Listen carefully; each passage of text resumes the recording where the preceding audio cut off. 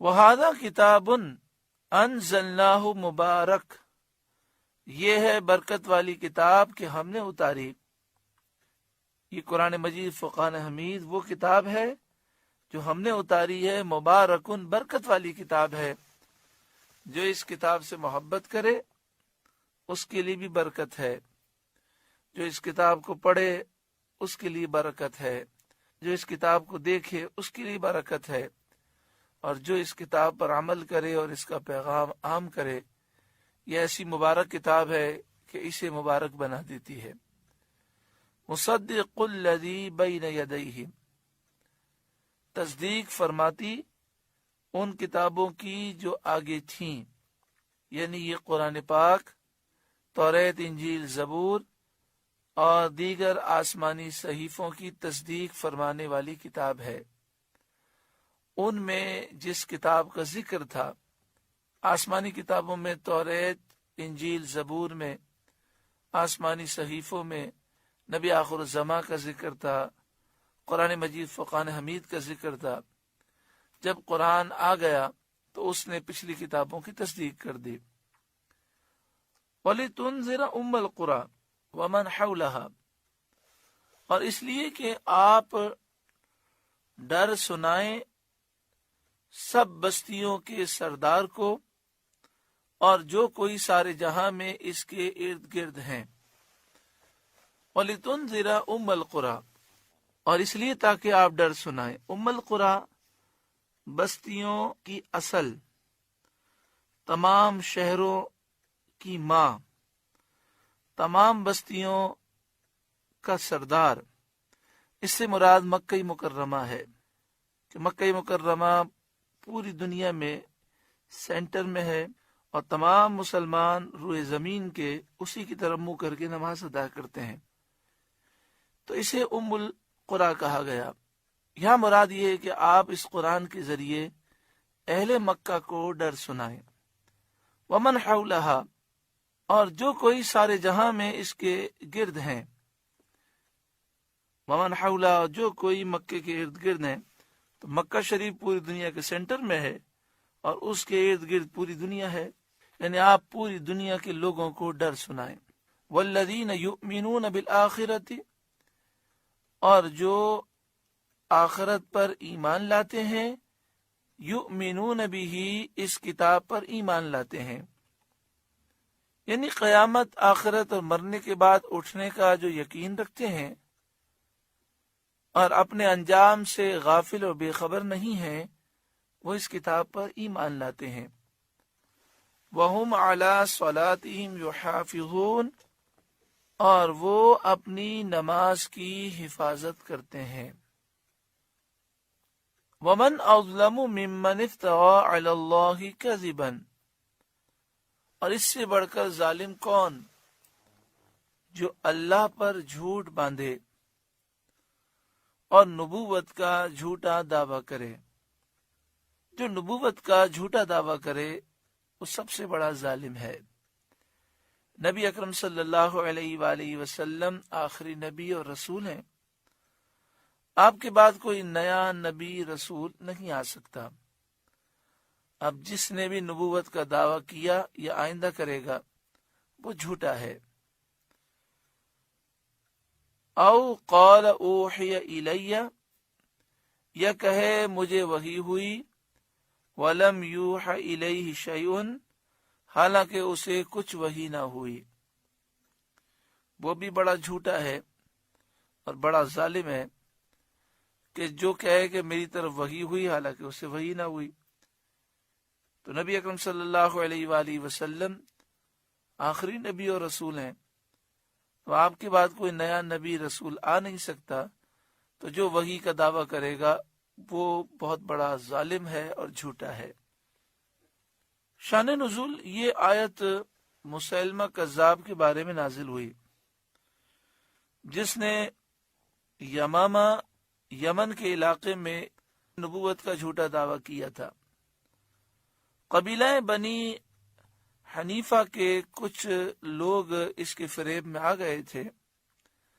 हज़रत सिद्दीक़ अकबर रज़ियल्लाहु ताला अन्हु ने इसके खिलाफ एक लश्कर भेजा اور جنگ یمامہ میں یمامہ کے مقام پر بڑی زبردست جنگ ہوئی جس میں کئی صحابہ شہید ہوئے.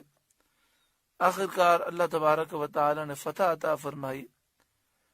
سید الشہداء حضرت حمزہ رضی اللہ تعالیٰ عنہ کو جس نے شہید کیا تھا اس کا نام ہے حضرت وحشی. یہ ایمان لے آئے اور افسوس کرتے تھے کہ میں نے مسلمانوں میں ایک عظیم شخص کو شہید کر دیا.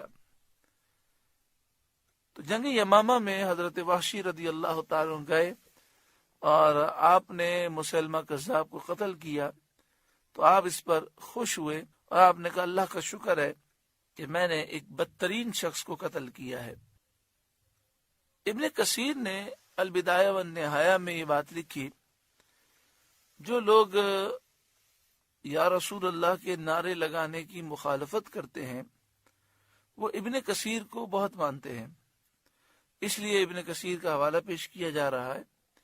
ابن کثیر نے البدایہ والنہایہ میں یہ بات لکھی کہ اس جنگ میں مسلمہ کذاب کے ساتھ جب جنگ ہو رہی تھی تو ایک وقت ایسا آیا کہ مسلمانوں کو یہ محسوس ہوا کہ اب ہمیں شکست ہو جائے گی.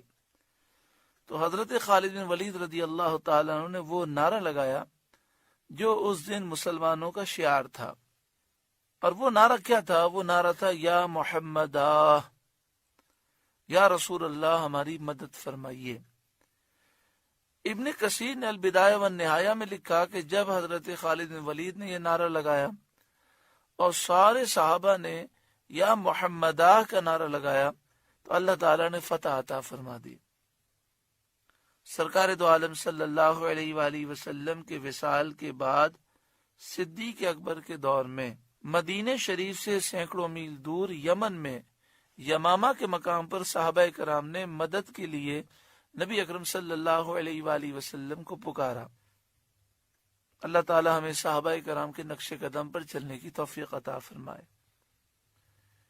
یہاں فرمایا گیا کہ جو اللہ پر جھوٹ باندھے، یعنی جھوٹا وہ نبوت کا دعویٰ کرے، یا وہ کہے کہ مجھ پر وحی آئی حالانکہ وحی اس پر نہیں آئی، تو ایسا شخص ظالم کائنات کا سب سے بڑا.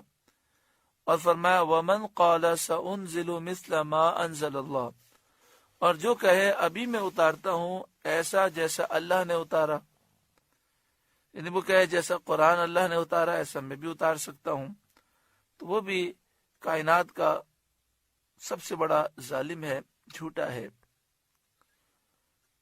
حضرت عبداللہ بن ابی سراح رضی اللہ تعالی عنہ یہ وہی لکھا کرتے تھے، لیکن یہ مرتد ہو گئے. پھر انہوں نے توبہ کی اور پھر دوبارہ اللہ تعالیٰ نے ایمان کی دولت عطا فرمائی. تو ان کے مرتد ہونے کا سبب کیا بنا ظاہری؟ جب آیت وَلَقَدْ خَلَقْنَا الْإِنسَانَ نازل ہوئی تو انہوں نے اس کو لکھا اور آخر تک لکھتے گئے. انسان کی پیدائش کی تفصیل پر مطلع ہو کر متعجب ہوئے. یعنی قرآن مجید فرقان حمید نے انسان کی پیدائش کے مختلف مراحل بیان کیے، تو اسے پڑھ کر اسے لکھ کر یہ تعجب میں پڑ گئے اور بے اختیار ان کی زبان سے یہ نکل گیا تبارک اللہ احسن الخالقین. یہ ان کی زبان پر بے اختیار جاری ہوا اور اس کے بعد قرآن کی یہی آیت نازل ہوئی. تو انہیں یہ غرور ہو گیا کہ مجھ پر وحی آنے لگی ہے اور دیکھو میری زبان پر قرآن خود جاری ہو گیا، مجھ پر وحی آنے لگی اور میں ایسا قرآن نازل کر سکتا ہوں، بیان کر سکتا ہوں. یہ سوچ کر یہ مرتد ہو گئے. انہوں نے یہ نہ سمجھا کہ نور وحی اور قوت و حسن کلام سے آیت کا آخر کلمہ زبان پر آ گیا.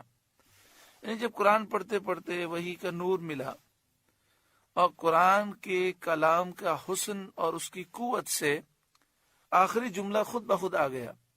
اس میں ان کی قابلیت کا کوئی دخل نہ تھا، کیونکہ زور کلام خود اپنے آخر کو بتا دیا کرتا ہے.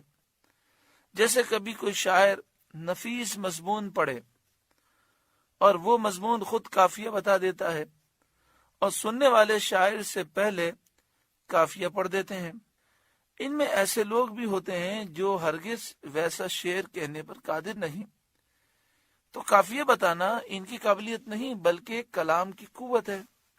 اور یہاں تو نور وحی اور نور نبی سے سینے میں روشنی آتی تھی، چنانچہ یہ مرتد ہو گئے اور نبی اکرم صلی اللہ علیہ وآلہ وسلم کی مجلس شریف سے جدا ہو گئے۔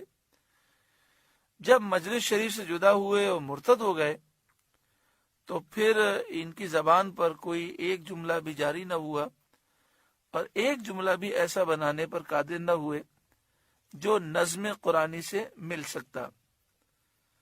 آخرکار زمانۂ اقدس ہی میں مکہ مکرمہ کی فتح سے پہلے پھر دوبارہ اسلام لائے اور انہوں نے توبہ کی۔ اللہ تعالیٰ ایمان کی حفاظت فرمائے۔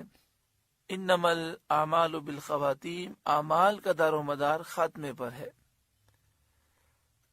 وَلَوْ تَرَى إِذِ الظَّالِمُونَ فِي غَمَرَاتِ الْمَوْتِ، اور کبھی تم دیکھو جس وقت ظالم موت کی سختیوں میں ہیں، وَالْمَلَائِكَةُ بَاسِطُو أَيْدِيهِمْ، اور فرشتے ہاتھ پھیلائے ہوئے ہیں، فرشتے روح قبض کرنے کے لیے جھڑک رہے ہیں اور کہتے جاتے ہیں اخرجوا انفسکم، کہ نکالو اپنی جانیں، الیوم تجزون عذاب الہون بما کنتم تقولون علی اللہ غیر الحق، آج تمہیں ذلت کا عذاب دیا جائے گا بدلہ اس کا کہ اللہ پر جھوٹ لگاتے تھے۔